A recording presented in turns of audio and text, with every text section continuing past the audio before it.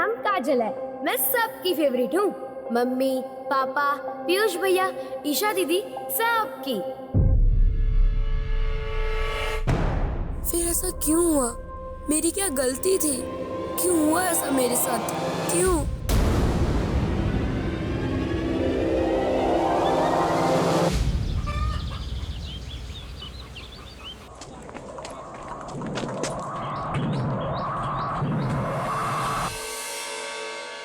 अरे आपने कुछ लीजिए ना। हाँ जी, मिठाई दो बेटा। ठीक है। हाँ, ये ईशा हमारी बिटिया और ये हमारी धर्मपत्नी उमा।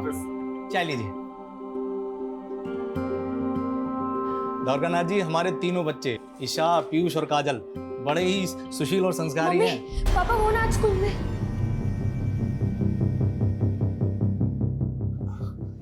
ये हमारी बेटी है काजल।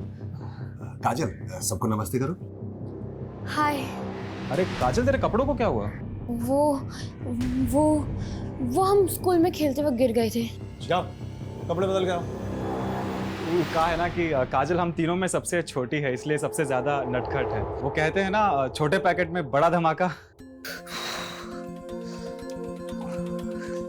मम्मी, समोसा बहुत गर्म है।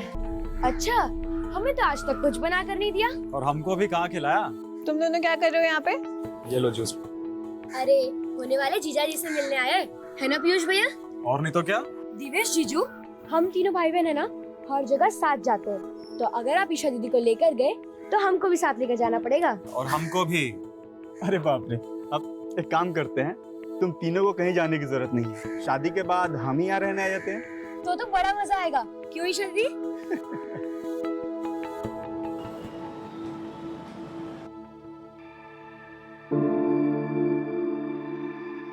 अवधेश भैया, झिझक कह रहे, बोलिए ना क्या हुआ? द्वारकानाथ जी क्या बोले? वाले जीजा जी से मिलने आए है ना पीयूष भैया? और नहीं तो क्या। दिवेश जीजू, हम तीनों भाई बहन है ना, हर जगह साथ जाते हैं। तो अगर आप ईशा दीदी को लेकर गए तो हमको भी साथ लेकर जाना पड़ेगा। और हमको भी। अरे बाप रे। अब एक काम करते हैं, तुम तीनों को कहीं जाने की जरूरत नहीं है। शादी के बाद हम ही यहाँ रहने आ जाते हैं। तो बड़ा मजा आएगा, क्यों ईशा दीदी?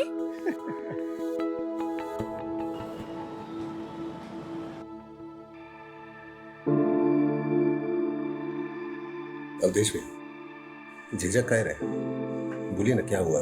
द्वारकानाथ जी क्या बोले? अगले महीने देवेश अमेरिका जा रहा है। द्वारकानाथ जी चाहते हैं कि इसी महीने ईशा और देवेश की शादी हो जाए। इतनी जल्दी पैसों का प्रबंध कहाँ से कर पाएंगे?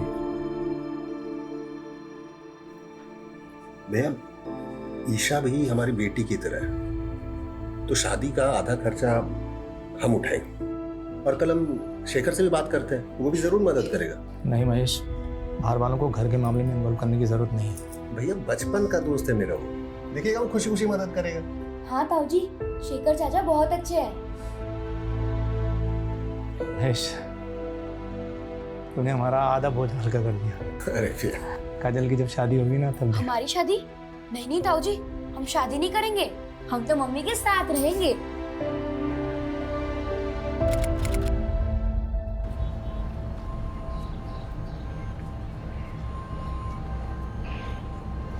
काजल,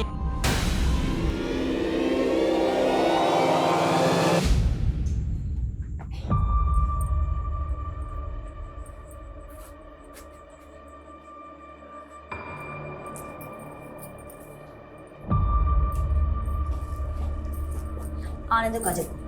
जेठ जी एकदम ठीक कहते, लड़की हाथ से निकलती जा रही है। शांत हो जा बेटा। महेश गया है ना काजल को लेने। आ गया फोन। हेलो, मिल गए ना काजल? फोन देना उसे।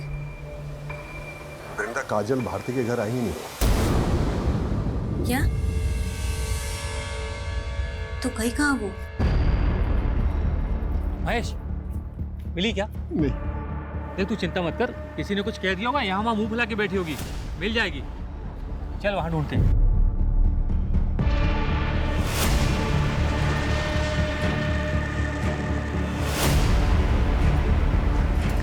काजल मिली? भैया कहाँ चली गई? भैया कहीं नहीं मिल रही। भैया, हमको बहुत डर लग रहा है, पुलिस से मदद लेना चाहिए।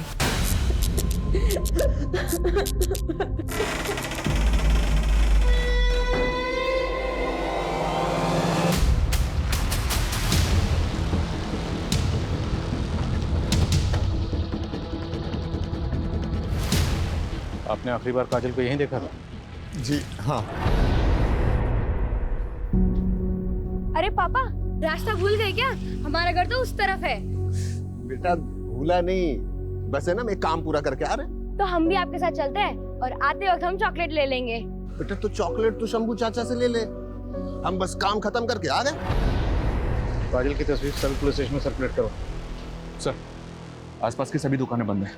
अब तो सुबह जब दुकानें खुलेंगी सभी को इन्फॉर्मेशन मिलेगी। मैं शर्मा, छोटी बच्ची का मामला सुबह तक का इंतजार नहीं कर सकता। पेट्रोलिंग टीम से कहो कि तुरंत बच्ची की तलाश शुरू करें और पास में एक नाला है, वहाँ भी चेक करो। ओके।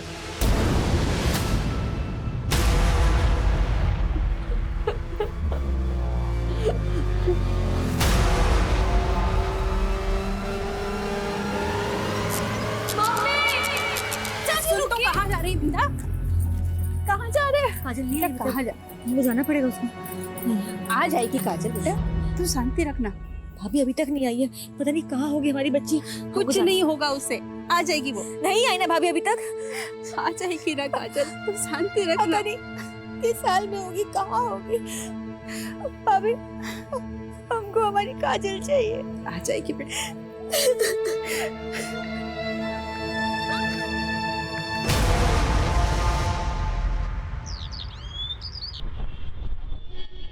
जी साहब, काजल कल शाम में दुकान पे आई थी हमारे। शंभू चाचा, हाँ बेटा, चॉकलेट। ले बेटा। अच्छा, जब वो तुम्हारी दुकान से गई तो तुमने किसी को उसके पीछे जाते हुए देखा था? कोई ऐसा जिसको देख के लगा हो कि शायद वो उसका पीछा कर रहा है? नहीं साहब। सर, इस सीसीटीवी फुटेज में काजल कैप्चर हुई है। एग्जैक्ट 6:13 पर वो इस गली से गुजरी थी और सर यहाँ से उसका घर 1 किलोमीटर की दूरी पर है। तो मतलब जो भी हुआ है वो इस 1 किलोमीटर के दायरे में हुआ है, और वो 6:13 के बाद। सर पूरा रास्ता स्कैन किया है, आसपास के लोगों से भी पूछताछ की, लेकिन 6:13 पर किसी ने भी काजल को नहीं देखा और न ही किसी शोर शराबे की आवाज़ सुनी। तो क्या ये किसी जान पहचान वाले का काम, जो काजल को बहला फुसला कर अपने साथ ले गया?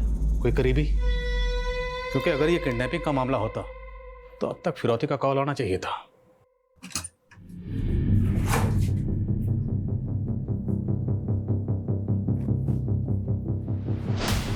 वृंदा,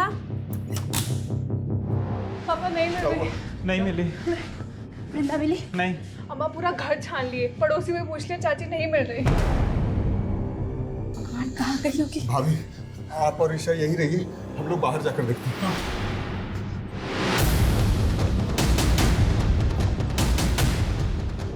तो महेश क्या हुआ? शेखर, वृंदा कहीं चली गई। अरे घबराओ मत, यहीं कहीं होगी, मिल जाएगी।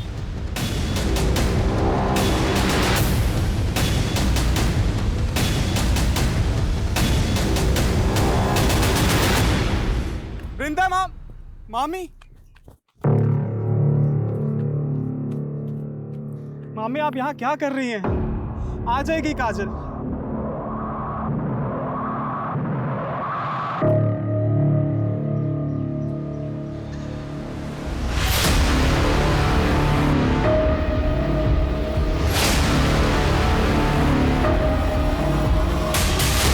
काजल की पीएम रिपोर्ट। उसकी मौत गला घोटने से हुई है सर। और रेप तो नहीं हुआ सर, लेकिन टॉर्चर काफी किया गया उसे। पीठ और सीने पर जख्मों के कई सारे निशान हैं और 2 फ्रैक्चर्स भी। काजल को पहले बहुत बुरी तरह से मारा पीटा गया सर, और गला घोटने के बाद उसकी आंखें निकाल दी। 12 साल की मासूम बच्ची के साथ इतनी हैवानियत, और ये सोचकर ही मेरा खून खौल रहा है कि वह हैवान अभी भी आजाद घूम रहा है। शर्मा, वो हैवान मुझे किसी भी सूरत में जल्द से जल्द सलाखों के पीछे चाहिए।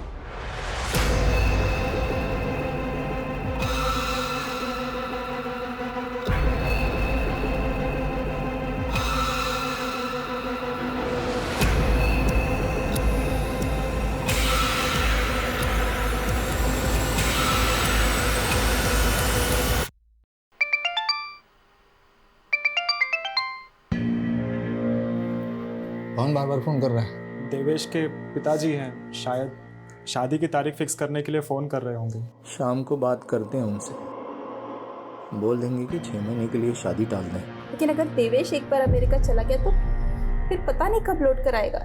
तो क्या करें? यहाँ हमारे भाई की बेटी की जान गई है और तुमको अपनी बेटी की शादी की पड़ी है, हैं? भैया भाभी सही कह रही, अभी शादी टल गया तो हो सकता है कि रिश्ता भी टूट जाए। इससे अच्छा रिश्ता हाथ से जाने मत दीजिए। क्या कह रहे हो? सही कह रहे, ईशा और देवेश की शादी इसी महीने होना जरूरी है।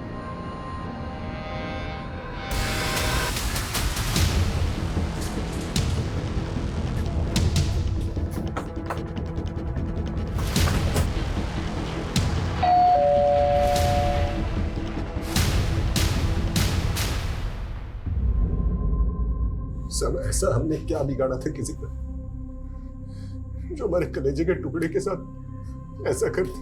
महज ये नफरत और जलन किसी भी इंसान को हैवान बना सकती है। आपकी फैमिली की किसी से कोई दुश्मनी या रंजिश? सर मुझे एक आदमी पर शक है। किस पे? राधे। कौन राधे?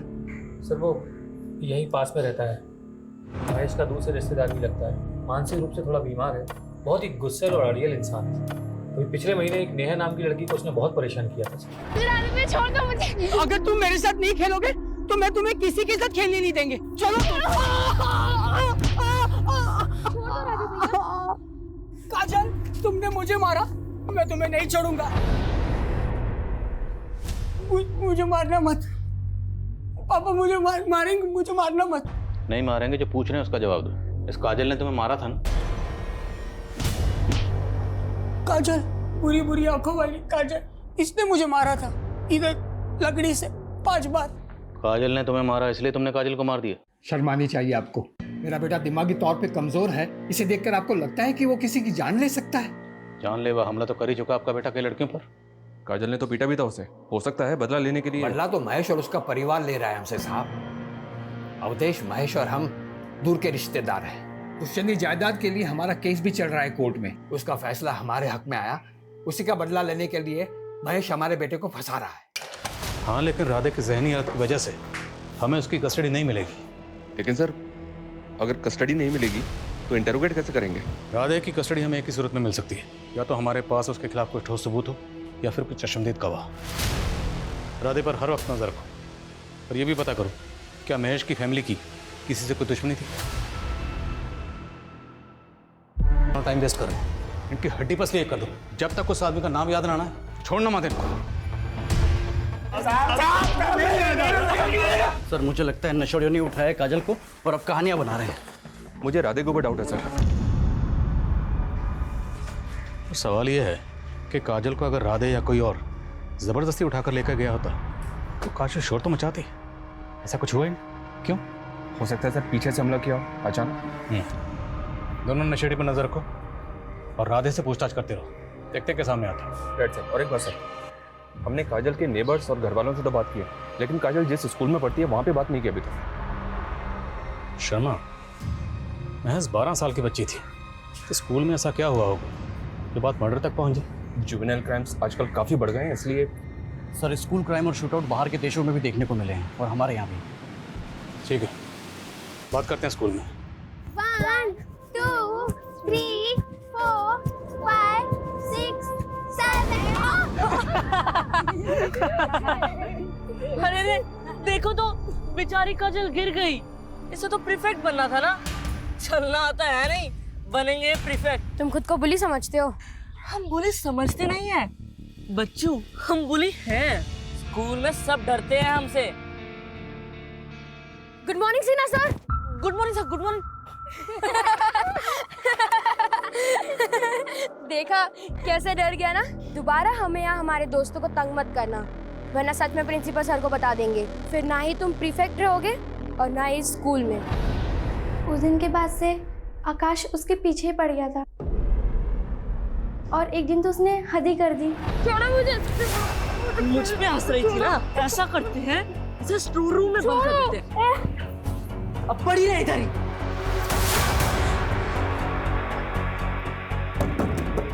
आरती, प्रिया कोई है, मुझे यहाँ से निकालो।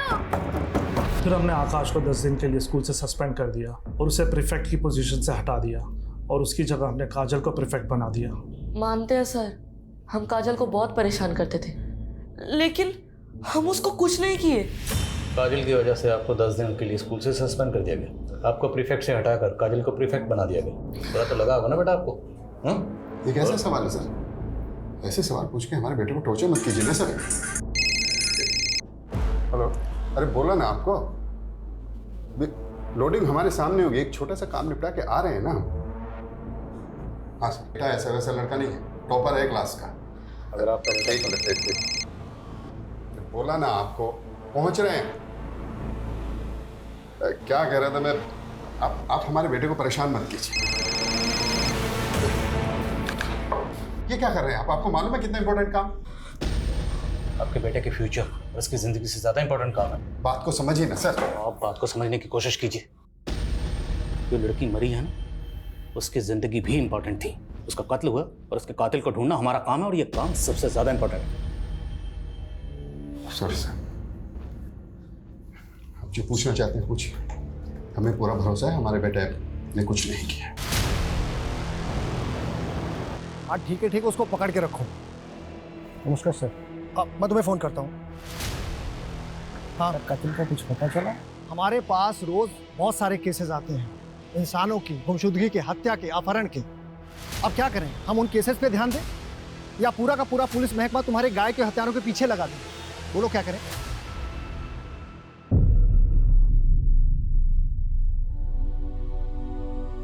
माँ, ईशु दी की शादी में ना मैं ये पहनूंगी, अच्छी लग रही हूँ ना? एकदम परी लग रही है। वृंदा, भाभी साड़ी दी है आज पूजा में पहनने के लिए।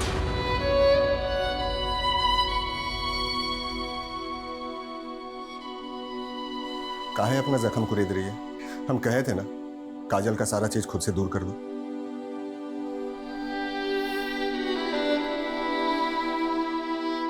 वृंदा, ईशा भी हमारी बेटी है और 10 दिन के बाद उसकी शादी है, तो ये मातम छोड़ो और शादी की तैयारी के लिए भाभी का हाथ बटाओ। काफी अजीब है सर, काजल की हत्या को अभी कुछ ही दिन हुए और उस घर में शादी भी हो रही है। इतनी जल्दबाजी आखिर किस लिए? सर, वो दोनों नशेड़ी आलोक और प्रेम कुछ बताना चाहते हैं।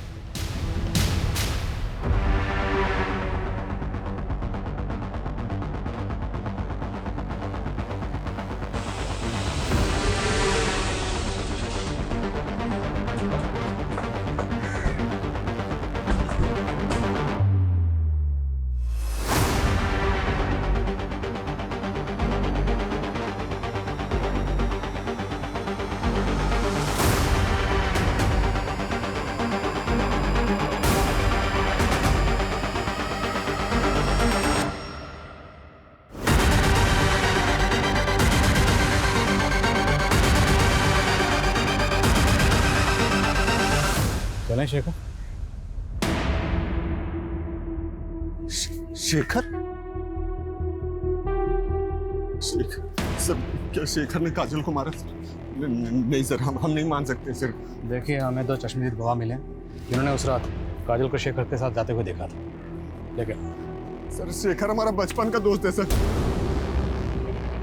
हाँ, मैं मिला था उस शाम काजल से। ये काजल कहाँ भटक रही है? भूतनी तो भटकेगी और क्या करेगी? अच्छा ये बताए, भूतनी गोलगप्पे खाएगी? तो चल मेरे साथ।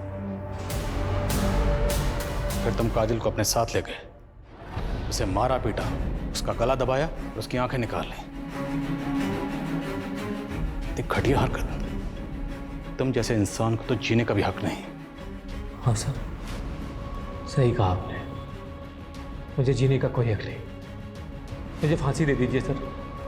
ये ड्रामा बंद कर, ये बोल कि काजल को क्यों मारा, कहाँ मारा और कैसे मारा, वरना मार मार के उगलवाएंगे। मारिए सर मुझे, मारिए सर मुझे। मैं इसी लायक हूँ, मैं इसी लायक हूँ सर।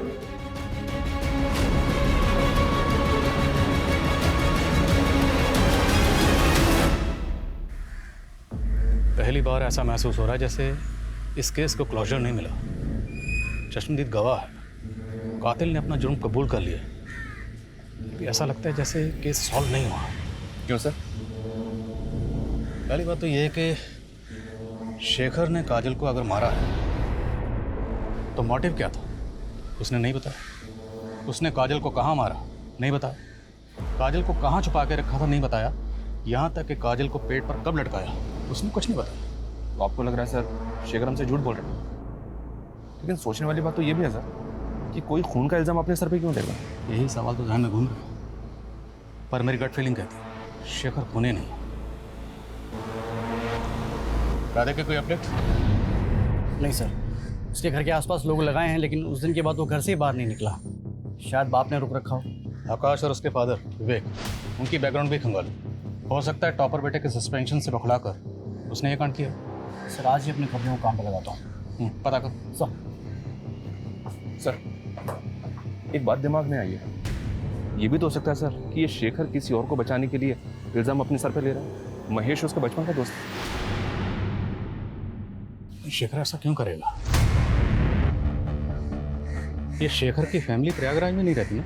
नहीं सर, 10वीं के बाद मुंबई शिफ्ट हो गया था, लेकिन 3 साल पहले अचानक वापस आ गया और अकेला ही रह रहा है। मुद्दा तो यही है कि शेखर आखिर किसी और के खून का इल्ज़ाम अपने सर क्यों ले रहा है। अब अगर हमें ये जानना है तो हमें शेखर की ज़िंदगी की किताब के पन्नों को पीछे की ओर पलटना होगा। आज ही मुंबई के लिए रवाना हो और पता करो शेखर का गुजरा हुआ कल। Okay sir.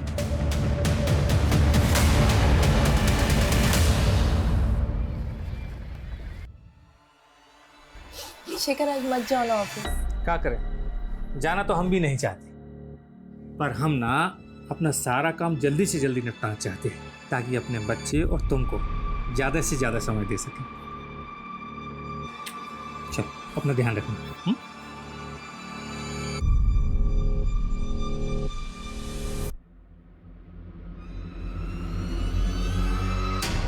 सर पता नहीं कैसे हुआ, मैं जब घर के अंदर गया सारा सामान बिखरा हुआ था और मेरी बीवी तृप्ति वो भी कहीं नहीं थी। सर बाहर निकल के सब लोगों से पूछा पर किसी ने कुछ नहीं बताया।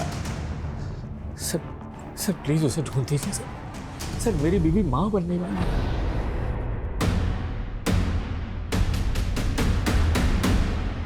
क्या शेखर पर उसकी बीवी की मौत का चार्ज लगा था? जी सर, शेखर 1 साल तक जेल में था, डिप्रेशन में चला गया था। फिर जब कोई सबूत या गवाह नहीं मिला तो उसे छोड़ दिया गया। और दोनों मियाँ बीवी के बीच अनबन की वजह क्या थी? वो पता नहीं चला। उसकी बीवी तृप्ति मिली? No sir. उसकी डेड बॉडी? No sir. मैंने एसएचओ वागले से कहा है कि इस केस में कोई भी अपडेट मिलता है तो वो इन्फॉर्म करें। लेकिन एक बात समझ में नहीं आ रही, शेखर की बीवी तृप्ति गायब हुई 3 साल पहले, तो 3 साल पहले गुजरे उस हादसे का काजल के केस से क्या ताल्लुक हो सकता है? कहीं ऐसा तो नहीं कि शेखर ने अपनी बीवी का कत्ल किया था लेकिन सजा से बच गया, अब वही गिल्ट उससे काजल का कत्ल कबूल करवा रहा है? सर कम है सर।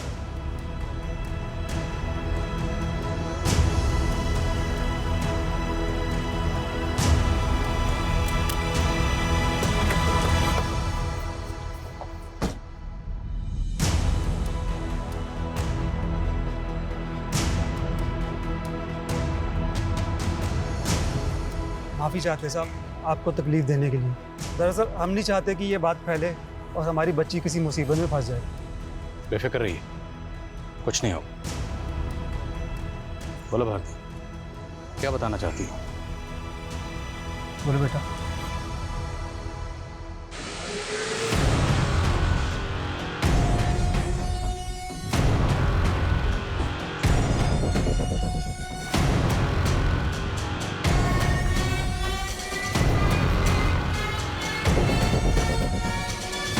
हाँ मैडम।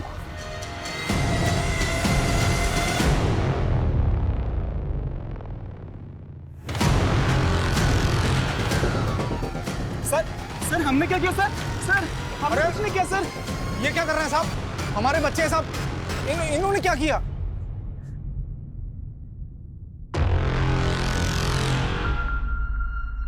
सुना तुम तीनों भाई बहन में बड़ा प्यार था, और तुम दोनों में तो कुछ ज़्यादा ही प्यार था। इश्क एक नाजायज रिश्ता। तुम दोनों के राज से पर्दा उठ चुका है। अब बेहतर यही होगा कि आगे की कहानी तुम लोग खुद बताओ। बोलो। हाँ सर, ये सच है कि हम दोनों एक दूसरे से प्यार करते, बचपन से साथ में खेलते कूदते बड़े हुए, और हमें पता है कि समाज कभी भी रिश्ता मंजूर नहीं करेगा, मगर हमने कभी पीयूष को अपना भाई नहीं माना और नहीं मानेंगे। माँ बाबूजी तो बचपन में ही बस हादसे में गुजर गए थे। उसके बाद में महेश मामा और अद्वेश मामा ने ही मेरा पालन पोषण किया।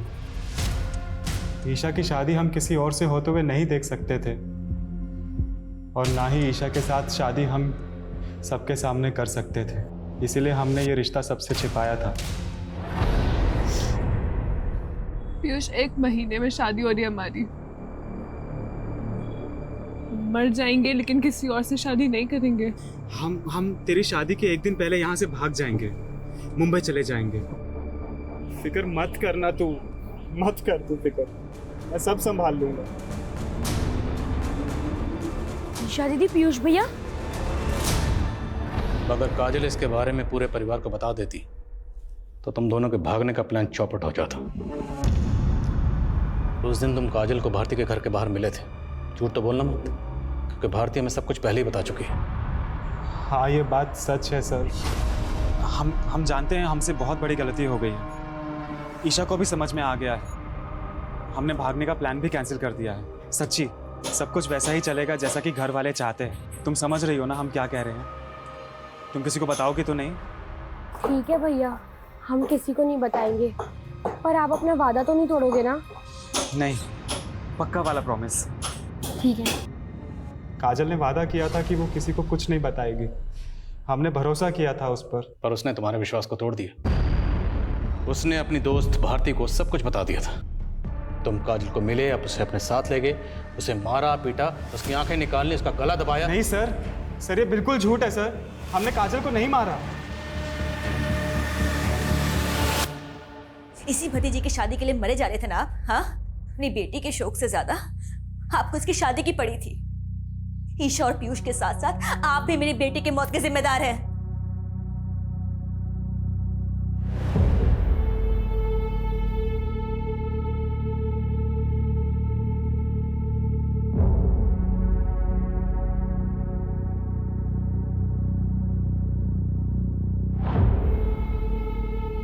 महेश, ईशा और पीयूष जो कर रहे थे वो गलत था, सरासर गलत था, और हम ईशा को इस गलती के लिए कभी माफ नहीं कर सकते।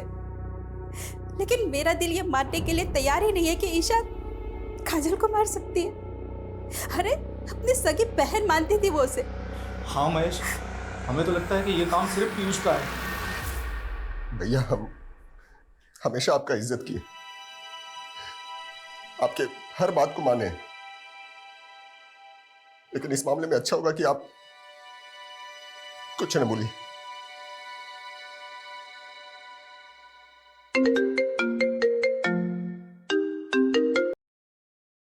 हाँ वागले, बोलो। क्या शेखर की बीवी तृप्ति जिंदा है? जी सर, ऐसे जो वागले ने ढूंढ निकाला। शर्मा, तुरंत मुंबई के लिए निकलो।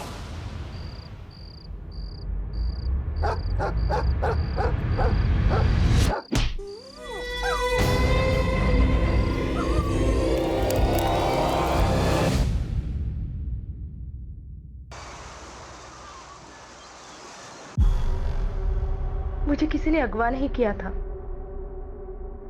मैं राकेश से प्यार करती थी। शेखर की कंपनी में राकेश ड्राइवर था।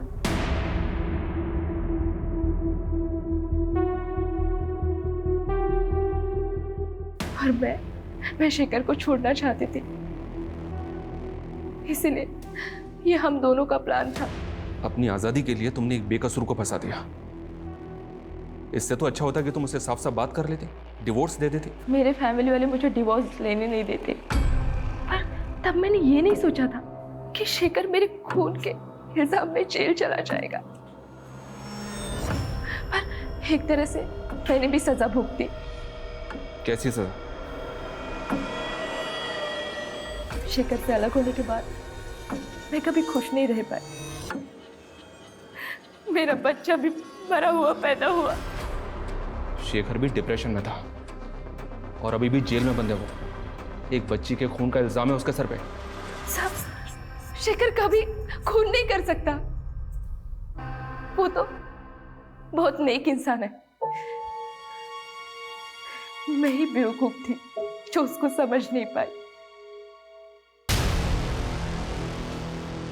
सर, शेखर की हिस्ट्री जानने के बाद तो तकरीबन यकीन से कह सकते हैं कि ये निर्दोष है। पीयूष और ईशा दोनों अपनी बात पर अड़े हुए, लेकिन दोनों काफी शातिर हैं। एक ही घर में रह रहे थे, अफेयर चल रहा था, लेकिन किसी को भनक तक नहीं लगने दी।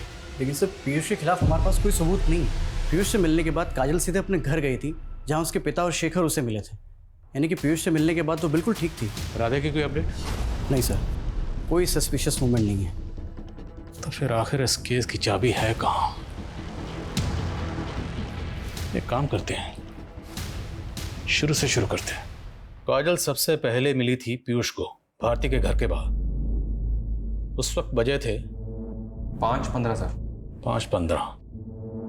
फिर वहां से जब काजल अपने घर लौट रही थी तो वो अपने पिता महेश से मिली। टाइम 5:55। फिर वहां से वो शंभू की दुकान पे गई। उस वक्त बजे थे तकरीबन 6:15। 6:15। और 6:30 बजे उसे शेखर मिला और वहां पर आलोक और प्रेम भी मौजूद थे उस वक्त। और उसके बाद से 36 घंटे के लिए काजल गायब थी। और 36 घंटे बाद उसे सबसे पहले देखा उसकी माँ ने, जब उसकी लाश पेड़ पर लटकी हुई थी। इसका मतलब सर, इन 36 घंटों में काजल कहाँ थी, हमें सबसे पहले ये पता करना होगा। और सर, वो लड़का राधे जिसको काजल ने पीटा था, और स्कूल का वो लड़का आकाश, उसका फादर विवेक। सस्पेक्ट बहुत है हमारे सामने, पर इन सस्पेक्ट्स में से कातिल कौन है? या कहीं ऐसा तो नहीं कि कातिल अभी तक हमारे रडार में आया ही ना हो?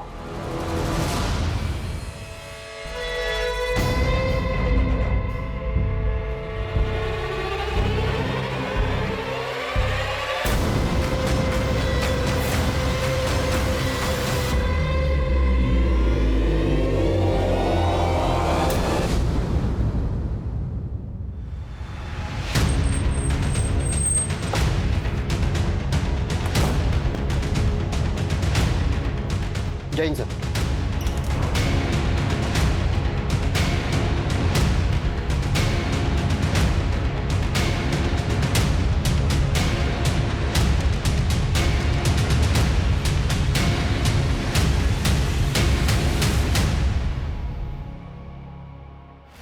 सर, अभी तक काजल से जुड़े लोगों पे शक कर रहे थे हम, लेकिन इस हत्या के बाद अब ऐसा लग रहा है कि ये काम किसी सीरियल किलर का हो सकता है। हो सकता है हम गलत हों, पर हम हाथ पे हाथ रख कर नहीं बैठ सकते।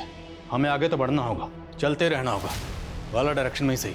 हो सकता है चलते चलते हमें सही मंजिल मिल जाए।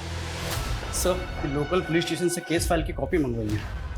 काजल की तरह इस लड़की रिया, जिसको भी टॉर्चर किया गया था और आंखें निकाली गई थी। इस केस से कोई क्लू मिला? जी सर, एक आई विटनेस है केस का। लड़की को अगवा करने से पहले उसने स्कूल के बाहर एक आदमी को टैक्सी पार्क करते हुए देखा था। कौन है टैक्सी ड्राइवर? सर, ये तो अभी तक पता नहीं चला है, लेकिन आई विटनेस का कहना था कि उसका हेयर स्टाइल कुछ अजीब सा था। टैक्सी ड्राइवर, अजीब हेयर स्टाइल। काजल की लाश जहाँ मिली थी वो एरिया अभी भी सील है ना? जी सर। उस पूरे एरिया में पता करो, क्या किसी ने किसी ऐसे टैक्सी वाले को देखा था जिसका हेयर स्टाइल अजीब था? और इस एरिया में जितनी भी सीसीटीवी फुटेज है सबको खंगालो। गाइस, मैं जानता हूँ काम बहुत मुश्किल है, but let's crack this case.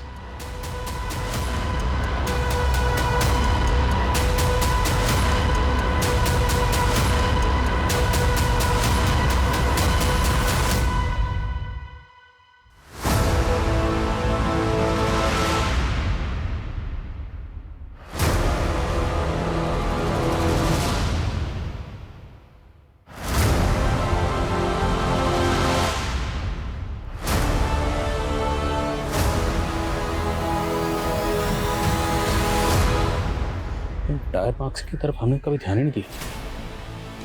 Sir, ये एरिया कभी से सील है, ये इससे पहले क्यों हो गया? एक्सपर्ट को बुलवाओ, पता लगवाओ कि टायर मार्क्स किस व्हीकल के हैं। अब इस केस में रोशनी अंधेरे में तीर चलाने से ही है।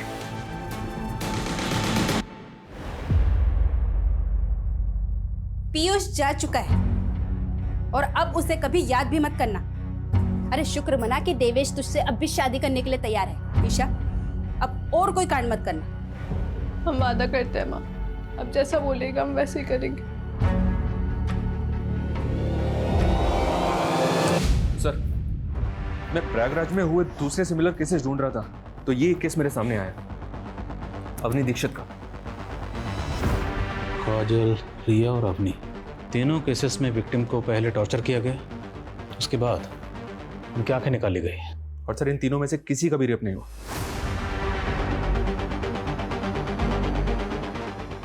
शर्मा, तुमने एक चीज नोटिस की? इन तीनों विक्टिम्स में एक चीज कॉमन है। क्या सर? तीनों की आंखें भूरी हैं। अवनी दीक्षित केस में विक्टिम के आसपास कोई टैक्सी वाला नजर आया था? नो सर, अभी तक कोई भी आई विटनेस सामने नहीं आया। सर, हाँ सर, काजल मर्डर क्राइम सीन में जो टायर मार्क्स मिले थे वो एक 3 व्हीलर ऑटो रिक्शा है। एक्सपर्ट के मुताबिक वो टायर मार्क्स कम से कम 15 दिन पुराने हैं। 15 दिन? यानी लगभग उसी समय जब हमें काजल की लाश मिली थी। मतलब हम सही ट्रैक पे हैं। उसी रिक्शा में काजल की लाश को लाया गया होगा। लेकिन सर, आई विटनेस ने रिया के केस में जिस ड्राइवर को देखा था वो टैक्सी चला रहा था। Sharma, let's keep it simple. हम एक ऐसे ड्राइवर को ढूंढ रहे हैं जिसका हेयर स्टाइल अजीब है। फिर वो चाहे रिक्शा चलाता हो, टैक्सी चलाता हो, कोई फर्क नहीं पड़ता। पूरी टीम को काम पे लगाओ। जब तक ये बंदा मिल नहीं जाता कोई घर नहीं जाएगा।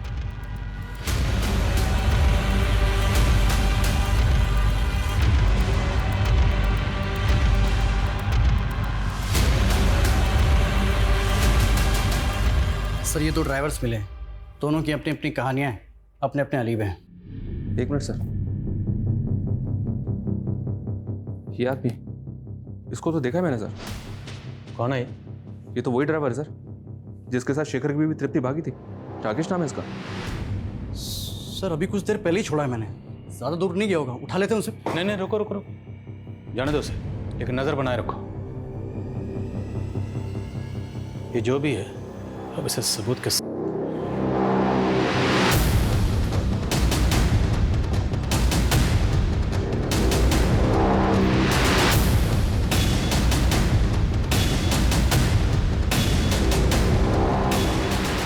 हेलो, हाँ मैं घर के बाहर वेट कर रहा हूँ।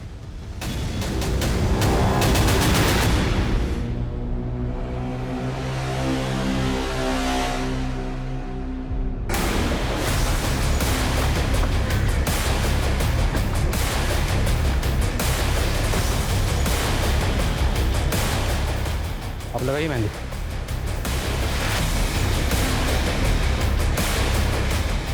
तो केदार जी, राकेश को जानते हैं ना?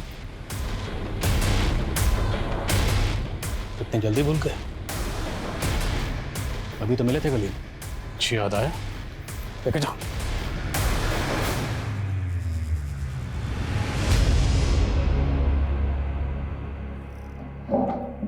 बोलिए केदार जी, सच का बोझ बहुत भारी होता है, उतार दीजिए। राधे, हमारा बेटा, आप तो जानते ही हैं कि वो दिमागी तौर पे कमजोर है। हमारा वंश आगे बढ़े, इसके लिए हमने हमसे कम उम्र की लड़की शीला से शादी कर ली, ताकि तंदुरुस्त और हेल्दी बच्चा पैदा हो।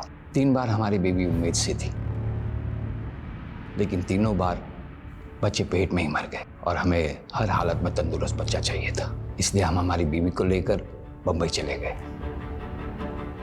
कुछ दिनों के बाद हमें तृप्ति मिली, शेखर की बीवी। केदार जी, प्लीज शेखर को मत बताइएगा। नहीं बताएंगे, हम हमारी परेशानी में उलझे हुए हैं, इसीलिए तो मुंबई आए हैं। क्या परेशानी है आपको? दूसरी शादी इसलिए की ताकि बच्चा हो जाए। ये मेरा पति है राकेश।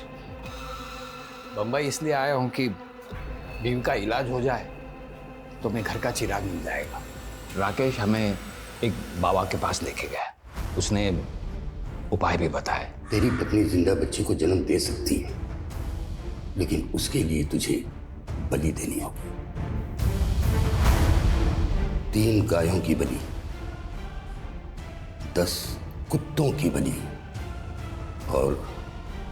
और 3 भूरी आंखों वाली लड़कियों की बलि देने के लिए कहा।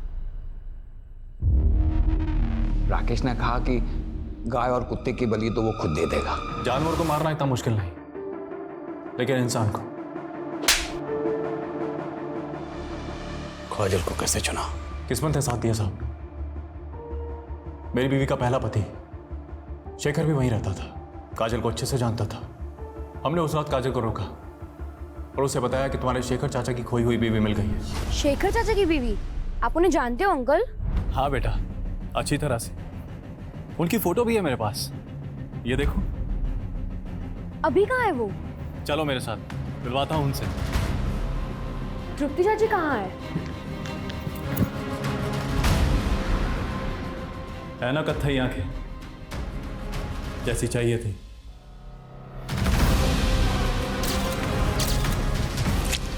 काजल के बाद 2 लड़कियां और उठाई इसने, और उनको भी काजल की तरह ही मारकर पेड़ पर लटका दिया, ताकि लोगों को लगे कि ये किसी सीरियल किलर का काम है। उस ढोंगी बाबा को मुंबई में अरेस्ट कर लिया सर, और उसने सब कबूल भी कर लिया। सर कोई सोच भी नहीं सकता था केदार एक बच्चा पाने के लिए इतना घिनौना जुर्म करवाएगा। अंधविश्वास और लालच का मेल बड़ा खतरनाक होता है। केदार को हर हालत में अपनी संतान चाहिए थी। इसी लालच में वो ये खतरनाक खेल खेल रहा था, जिसमें उसका साथ उस सरफिरा राकेश दे रहा था, और जिसका फायदा उस ढोंगी बाबा ने भी उठाया। अफसोस सिर्फ इस बात का है, इस खेल में उन 3 मासूम बच्चियों ने बिना वजह अपनी जान गंवा दी। और शेखर, जो बेकसूर होने के बावजूद अपनी बीवी तृप्ति के केस में आरोपी बना, पूरी तरह से टूट चुका था। जब काजल के केस में सस्पेक्ट बना तो उसने खून का इल्जाम अपने सर पर ले लिया। तो अच्छा हुआ कि वक्त रहते हम असली कातिल तक पहुंच गए और एक बेकसूर को फिर से बलि पर चढ़ने से बचा लिया।